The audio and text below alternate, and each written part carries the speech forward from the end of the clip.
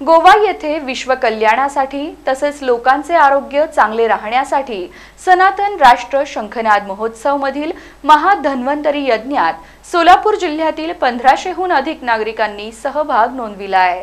गोवा येथे मानवजातीच्या परम कल्याणासाठी तसेच रामराज्याच्या स्थापनेसाठी कार्यरत सनातन संस्थेचे संस्थापक सच्चिदानंद परब्रह्म डॉक्टर जयंत बाळाजी आठवले यांचा 83वा जन्मोत्सव आणि सनातन संस्थेचे रौप्य महोत्सवी वर्ष या निमित्ताने फोंडा गोवा येथे सनातन राष्ट्र शंखनाद महोत्सव आयोजित करण्यात आला होता।